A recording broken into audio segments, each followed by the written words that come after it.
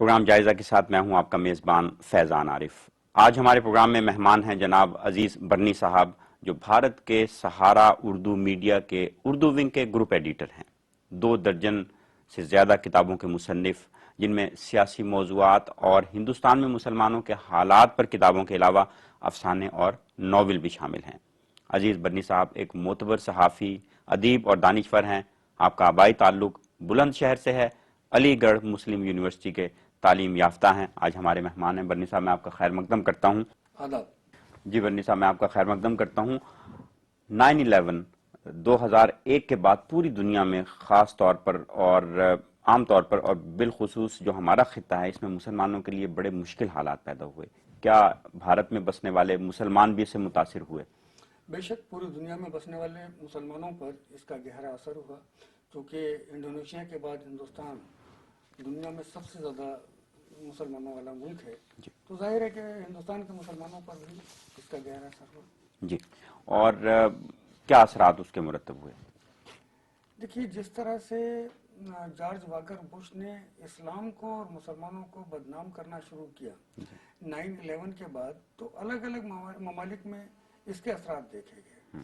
ہندوستان چونکہ تقسیم وطن کے بعد سے ہی فرقہ وارانہ فسادات کا شکار رہا ہے، تو ایک خاص ذہن کے لوگوں کو موقع ملا امریکہ کی آواز میں آواز ملا کر مسلمانوں کو نشانہ بنانے کا، اور اس کے بعد سے لگاتار کچھ ہمارے داخلی معاملات بھی ایسے رہے، کچھ بین الاقوامی سطح پر مسلمانوں کو جو نشانہ بنایا جاتا رہا، اس کا اثر بھی رہا۔ ایک خوف اور ہراس کا ماحول دیکھنے کو ملا، تو یہ ہندوستان میں شدت سے محسوس کیا۔ ہندوستان کے باہر بہت جگہ جانے کا اتفاق ہوا ہے 9/11 کے بعد، امریکہ بھی کئی بار جانے کا اتفاق ہوا ہے، کینیڈا، پیرس، فرانس، یہاں اب کے لندن، UK میں کئی جگہ جانے کا اتفاق ہوا، تو لگا یہ کہ ہر جگہ کا مسلمان ڈرا سہما ہے، خوفزدہ ہے، اور وہ سوچتا ہے کہ کسی پل بھی کچھ بھی ہو سکتا ہے۔ حال ہی میں نیو یارک نام سے جو ایک فلم ہندوستان میں ریلیز ہوئی ہے، پتہ نہیں آپ کی نظر سے گزری ہے یا نہیں، امریکہ میں مسلمانوں کے ساتھ جو کچھ بھی ہوا اس کی عکاسی اس فلم کے ذریعے کرنے کی کوشش کی گئی ہے۔ میں یہ تو نہیں کہوں گا کہ ہندوستان میں ویسے ہی حالات تھے، لیکن کبھی انڈین مجاہدین کے نام پر، کبھی لشکر طیبہ کے نام پر، پتہ نہیں کتنی صداقت ہے اس کے اندر، یہ بہتر جانتی ہوں گی ہماری خفیہ ایجنسیاں، مگر ایک دہشت گردی کی بنا پر ہیمنت کرکرے صاحب، جو ہمارے ATS چیف تھے ممبئی کے، جو 26/11 میں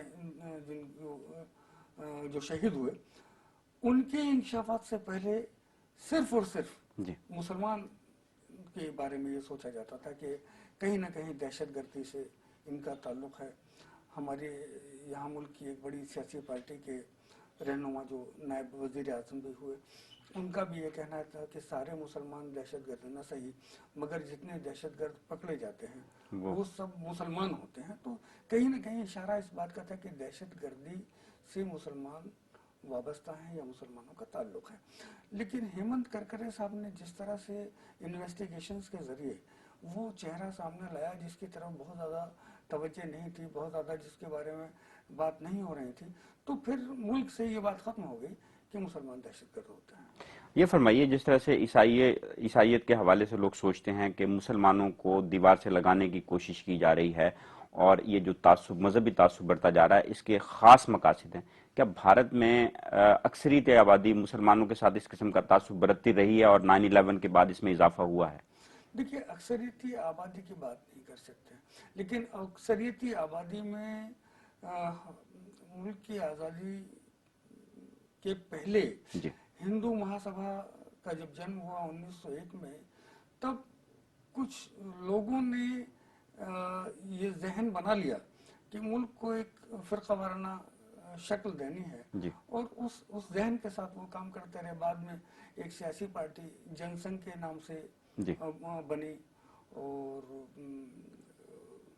اسی کی بعد میں بدلی ہوئی شکل بھارتیہ جنتا پارٹی کی شکل میں سب کے سامنے ہے۔ تو کچھ لوگ ہیں سنگھ پریوار کے لوگ جو ہمیشہ سے ایک مخصوص ذہنیت کے ساتھ رہے۔ مسلمان آرام میں ہیں جو بھارت کے مسلمان ہیں؟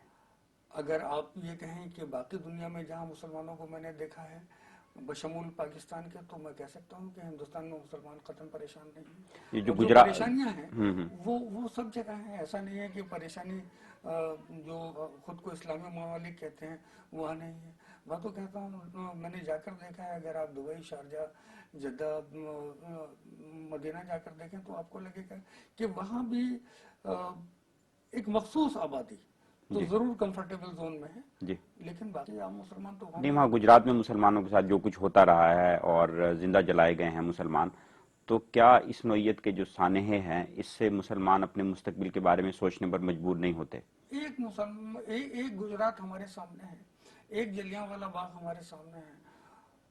ہندوستان کے باہر بھی اس طرح کے واقعات دیگر ممالک میں دیکھنے کو ملے۔ اگر آپ عراق کی بات کریں گے تو بے شک صدام حسین پر یہ صدام حسین کے تعلق سے یہ بات کہی جاتی رہی ہو کہ گیس چیمبر میں انہوں نے لوگوں کو ڈال کر ہلاک کرا دیا۔ بہت ساری باتیں ہیں، لیکن صرف گجرات ہی ہندوستان نہیں ہے۔ صرف گجرات میں مسلمانوں کی نسل کشی یا فرقہ وارانہ فساد ہی ہندوستان کی صحیح تصویر نہیں ہے۔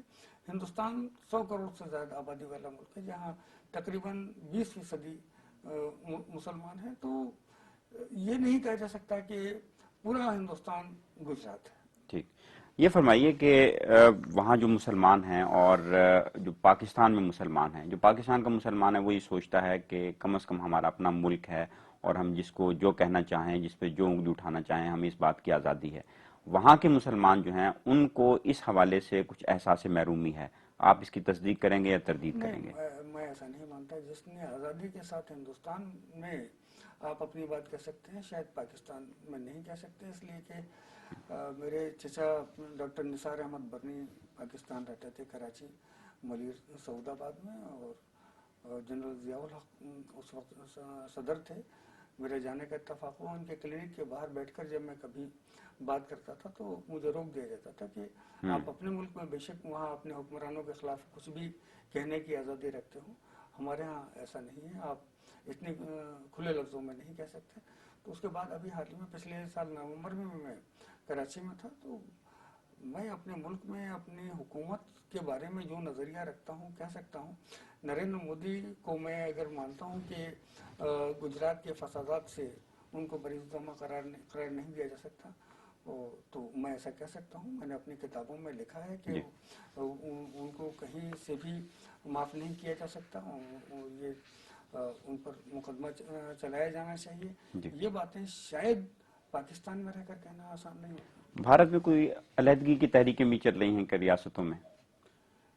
کس ریاست میں علیحدگی کی تحریک چل رہی ہے یہ آپ بہتر جانتے ہیں۔ خالصتان کو لے کر بہت پہلے کچھ اس طرح کی آوازیں اٹھی تھیں، لیکن اس کے بعد سے تو کبھی ایسا محسوس نہیں۔ آسام میں، تامل ناڈو میں اس طرف کچھ اس طرح کی تنظیمیں ہیں جو چاہے بوڈو لینڈ کی بات کرنے والے ہوں یا اس طرح کے ذہنیت کے لوگ ہوں، تو یہ مٹھی پر لوگ ہندوستان کو کسی اور بٹوارے کی طرف نہیں لے جا سکتے۔ بعض لوگ یہ سمجھتے ہیں کہ وہاں کا مسلمان بڑی عجیب و غریب حالت سے گزر رہا ہے، اور ان کا خیال یہ ہے، ظاہر ہے پاکستان سے زیادہ آبادی ہے وہاں مسلمانوں کی، ان کو آج ایک اور قائد اعظم میسر آئے تو شاید ایک اور پاکستان وہاں بن سکتا ہے۔ نہیں، قائد اعظم پاکستان کو میسر نہیں آئے تھے، قائد اعظم ہندوستان کے تھے، اور ہندوستان کے سیاسی لیڈر برابر یہ انکشاف کرتے رہے ہیں۔ یہاں تک کہ لال کرشن اڈوانی جب کراچی گئے، اسلام آباد گئے، تو انہوں نے خود محمد علی جناح کو سیکولر کہا۔ ہمارے یہاں گوپال کرشن گوکھلے کا حوالہ دیا ہے، ابھی مسز نائیڈو کا حوالہ دیا ہے جسونت سنگھ جی نے اپنی کتاب جناح پارٹیشن انڈیا میں۔ تو یہ کہنا ہے کہ ہندوستان کے اندر کوئی اور قائد اعظم ہو تو ملک بڑھ جائے گا، نہیں۔ محمد علی جناح ہندوستان پر حکومت کرنا چاہتے تھے، اور اس وقت کی سیاست میں جو اور قداور لوگ تھے ان کو بھی یہ لگتا رہا ہوگا کہ محمد علی جناح ہمارے مد مقابل ہیں۔ تو یہ سیاست میں آج بھی ہوتا ہے، یہ سیاست میں کل بھی ہوا۔ ہر بار کسی کا قداور حیثیت میں آنا ملک کی تقسیم کی وجہ بنے، ایسا میں نہیں سوچتا۔ ہندوستان کی تقسیم کے حوالے سے آپ کی کئی کتابیں بھی ہیں اور آپ کی بڑی گہری نگاہ بھی ہے۔ ابھی جسونت سنگھ کی جو کتاب آئی ہے جناح